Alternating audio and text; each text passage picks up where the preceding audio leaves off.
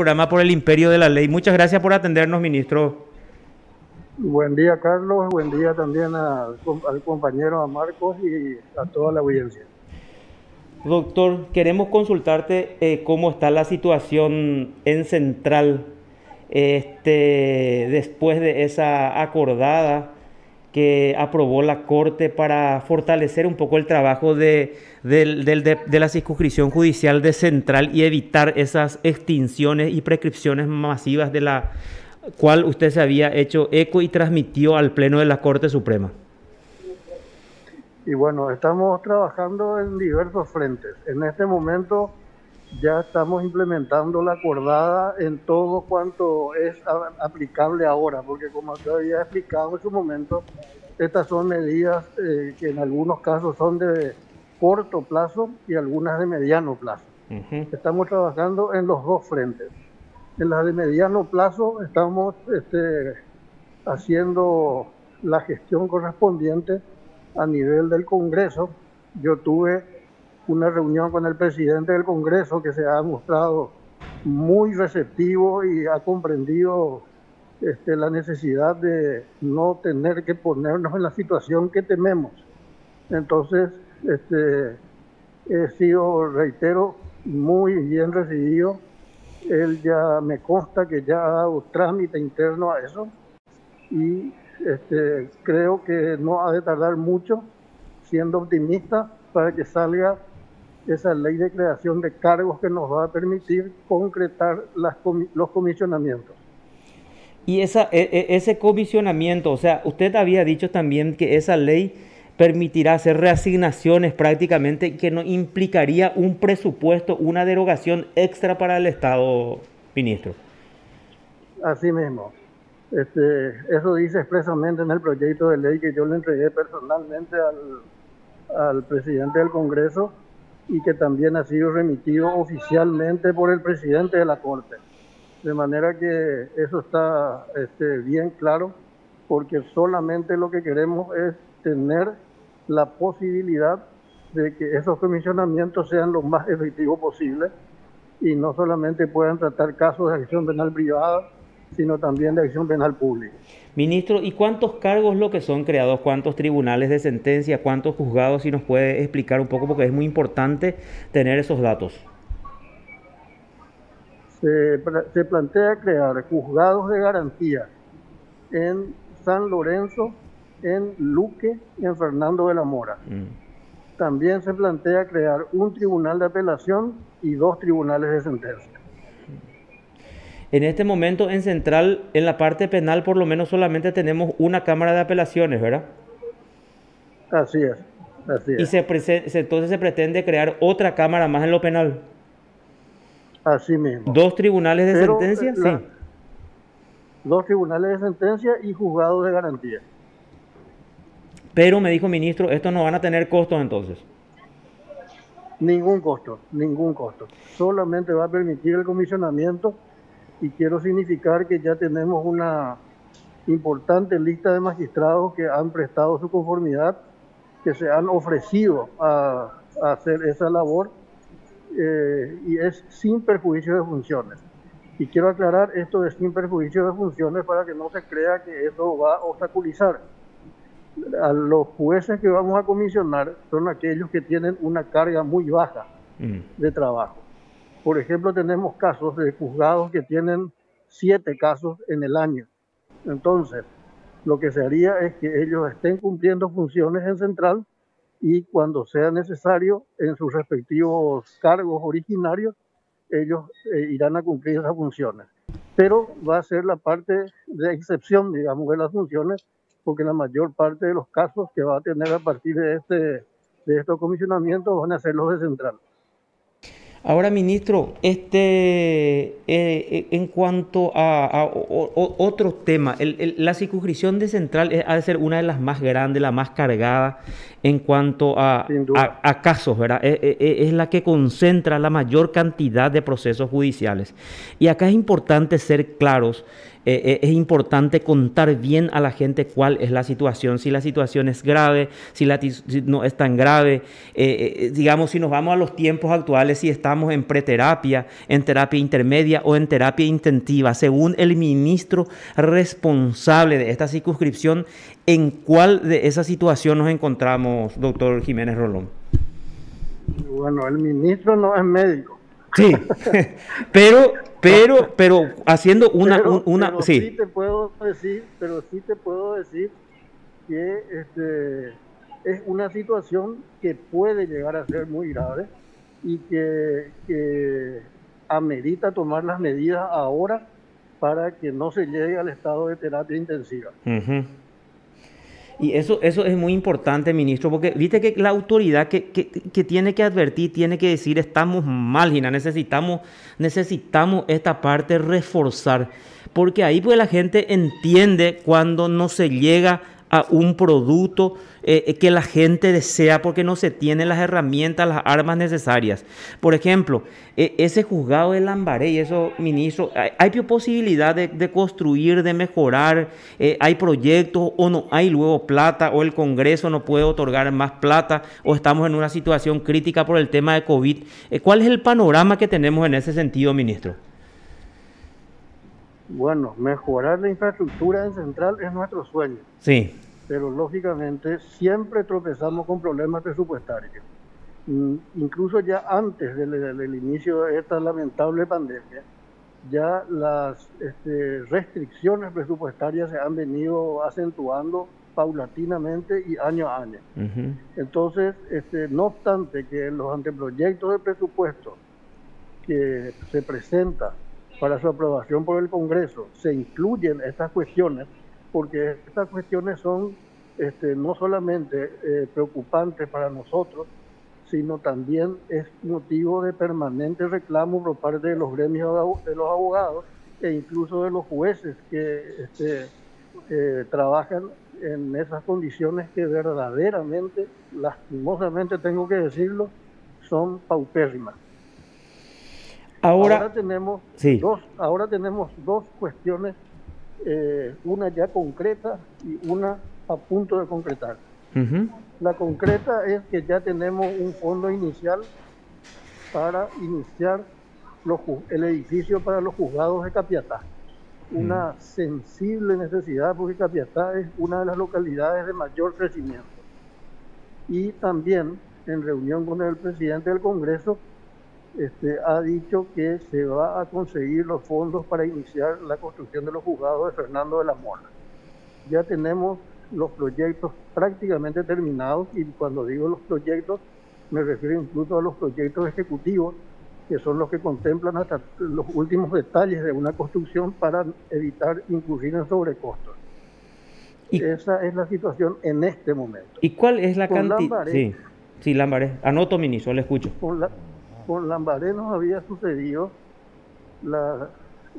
el fenómeno de que el intendente había ofrecido al Poder Judicial un inmueble en donación, pero no ha tenido el acompañamiento de la Junta Municipal. Es decir, por cuestiones políticas internas de la localidad, eso no se concretó. Entonces vino un ofrecimiento de la Municipalidad de Villa Elisa. Y entonces estamos en eso también, pero todo finalmente depende del presupuesto. Y este es un tema en el que lastimosamente no tenemos la decisión. Sí, es una decisión política y el Congreso es el que tiene que otorgar más dinero para estas construcciones. Ahora, pasamos de la parte edilicia a la parte, digamos, de la función de los juzgados. Y en ese sentido, ministro, hay muchas quejas de los grupos de los gremios de abogados de Fernando, de San Lorenzo. Al único que le escuchamos decir que está más o menos bien en Lambaré a Gustavo Cáceres, que es el presidente del gremio de abogados, que fue fiscal y echado en su momento, ¿verdad? Entonces, ¿qué es lo que usted como superintendente, cómo se hace ese control? ¿Se audita la gestión de los jueces? ¿Se audita ese trabajo que ellos están haciendo para que estén al día, para que dicten esa resolución en el plazo establecido en la ley, ministro? Sí, De eso pueden dar fe las autoridades del Consejo de Administración de Central, la doctora María Teresa González de Daniel, María Eugenia de Allen y Patricia Centurión. De cualquier manera, no obstante eso, porque siempre se conoce que no todo control siempre es suficiente, siempre falta un poco más. En muy breve tiempo vamos a tener una reunión, ya lo hemos tenido con los jueces penales, ahora vamos a hacerlo también con los jueces del fuero civil y comercial. Entonces, y también los de carácter multifuero. Es una preocupación permanente, es una preocupación permanente. El Fuero de la Niñez dice que tiene muchísima actividad en Fernando de la Mora, incluso están sobrecargados de trabajo. A mí me dijeron los abogados que van y asisten en esos juzgados. Esto le pregunto porque los abogados que andan por Central, y usted me va a corroborar que si es cierto o no es cierto, son los abogados de media para abajo, digamos. O sea, esos que necesitan que sus casos se aceleren, que sus procesos lleguen a solucionarse o que tengan resolución para que puedan cobrar su pequeña plata de 2 millones, 3 millones, 5 millones de guaraníes. Entonces ellos dicen, necesitamos que esto funcione, porque más todavía ahora para que podamos cobrar ese 1.500.000 o 5 millones a nuestros clientes. Sí, es muy respetable lo que las expectativas que tienen los abogados en el cobro de honorarios. Sin ninguna duda, es absolutamente legítima la preocupación, pero a fuer de sinceros, nos preocupa más la situación de los justiciables, de la ciudadanía, que necesita tener resoluciones en el denominado plazo razonable. Y por supuesto, el tener resoluciones en el plazo razonable, pensando en el interés de los justiciables, también indirectamente se satisfará los intereses de los abogados, porque lógicamente concluyendo más rápido los conflictos, los litigios, tendrán la posibilidad de cobrar sus honorarios finales. O sea, se van a acentuar entonces esos controles, ministro, esas auditorías por lo menos aleatorias en Central, ministro. Sí, es como le estaba diciendo, ya tuvimos reunión con todos los jueces penales, y ahora vamos a hacerlo con los jueces de los otros fueros. Ministro, el tema, esto que motivó la reacción de muchos jueces, la remisión de un informe de la Corte al jurado de enjuiciamiento de magistrados. ¿Qué es lo que se remitió concretamente de acuerdo a su conocimiento al jurado? ¿Son fallos anulados, son acciones de inconstitucionalidad, o sea, fallos declarados inconstitucionales, o qué es lo que se remitió concretamente? Bueno, sinceramente, Carlos, como bien sabes, yo no estoy en el Consejo de Superintendencia este año, entonces no tengo un control directo de los términos de las notas y de las cuestiones de detalle. Lo que sí te puedo decir es que el jurado pidió un informe sobre eso y se dio cumplimiento hace poco tiempo, y abarcan los procesos anulados. Yo creo que no hay una discriminación respecto de los motivos de la anulación, porque como sabes puede ser por motivos que tienen que ver con el proceso en sí o por vulneraciones del orden constitucional. Sí. Pero es importante, ¿usted considera eso como una injerencia o no lo ve así, ministro? Mire, estas cuestiones se pueden apreciar desde diversos puntos de vista. A mí me parece que todo lo que pueda contribuir a la transparencia no creo que pueda ser criticado. Justamente yo durante mi presidencia traté en lo posible de hacer las cosas transparentes, y esa es mi convicción, ¿verdad? O sea, hay que transparentar, hay que alzar en la web, hay que publicar todos esos datos, entonces para que la ciudadanía y los abogados revisen, o los justiciables en primer lugar, como usted dice, entonces que puedan revisar y verificar esos informes remitidos por los magistrados. Claro, pero hay que tener en cuenta una cosa también, Carlos, Sí, señor. que todas las resoluciones están en la sección estadística judicial y esas son unos registros de carácter público, de manera que aun cuando no haya mediado el pedido del que estamos hablando, de igual manera cualquiera puede acceder a los datos que existen en estadística.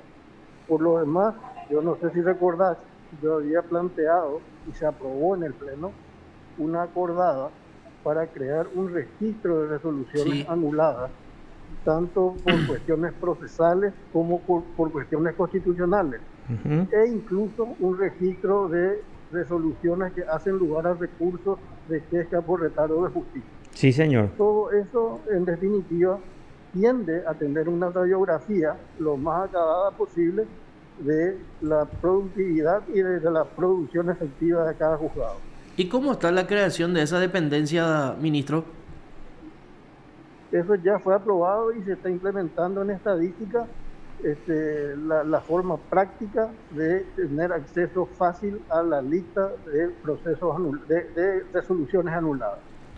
O sea, va a ser una dependencia dentro de estadística del Poder Judicial entonces. Sí, sí, una dependencia dentro de estadística. Ministro, a la gente que nos está escuchando y que nos está viendo, ¿cuál es el mensaje a la ciudadanía, a los justiciables?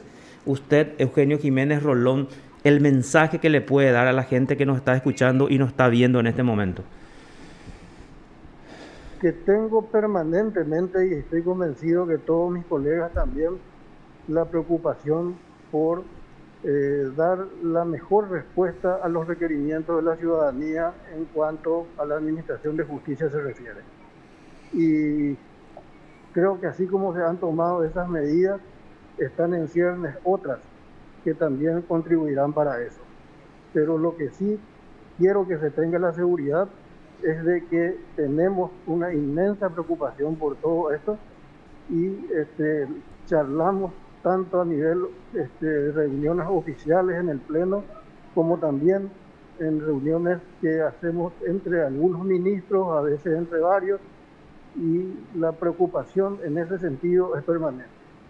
También una muestra de eso es la acordada que tiene que ver con los dictamientos de prisión preventiva, que como se sabe a nivel constitucional y legal tiene que ser la última ratio, como se dice normalmente, y es una manera también de demostrar la preocupación de la Corte para que no se decreten prisiones preventivas en casos en que puedan haber otras salidas alternativas. Correcto. ¿Y cómo ve la Administración de Justicia finalmente, ministro? ¿Cómo ve, cómo cree que está funcionando la Administración de Justicia en este momento en nuestro país? Y haciendo ese gran esfuerzo por mejorar. Creo que hay ya algunas señales y hay que tener en cuenta que son cuestiones complejas, porque a veces uno toma una medida y advierte que afecta a otro aspecto de la cuestión, de manera que de lo que se trata es de armonizar todas las situaciones para que lo que se adopte sea lo más eficaz y eficiente posible. Doctor Jiménez Rolón, muchísimas gracias por su tiempo. Yo creo que el tiempo que usted nos concede es muy importante para que la gente conozca y escuche qué es lo que se está haciendo, qué es el trabajo que usted está haciendo. Muchos pueden compartir, otros no compartir, pero es importante que la autoridad pública hable y explique y diga cuáles son los problemas de repente que le impiden llegar a ese objetivo propuesto en su momento. Estoy convencido que tiene que ser así. Por Gracias. eso reitero, creo Sí. que he dado muestras de que quiero transparentar las cosas. Y me despido de vos, de tus compañeros y de la audiencia. Correcto, ministro. Esperamos que se cumplan todos estos hechos y sobre todo en el mes de la patria. Entonces, a continuación de la entrevista con el ministro, vamos a escuchar otra vez Patria Querida, que es importante que recordemos y tengamos siempre en el corazón y en la mente a este país tan grato con nosotros. Muchas gracias, ministro. Esa marcha Patria Querida la llevo en el corazón porque es el himno de mi colegio donde estuve toda la vida y entonces sé sentir esa marcha. ¿Qué colegio tuviste, doctor? en el Colegio San José. Patria Querida es el himno del Colegio San José, que por la letra y por lo vibrante de su ritmo se ha hecho una marcha nacional, casi un himno nacional. Sí, señor. Así que comparto todas sus puntos y tomas. Muchas gracias, ministro. Y ahí tiene entonces Patria Querida a continuación. Gracias, ministro. Un placer, hasta la próxima. Hasta luego. Donde sonríe todo ser, silente el cielo azul, tus selvas con su voz encantan nuestra vida cual favor de Dios. Patria querida, somos tu esperanza, somos la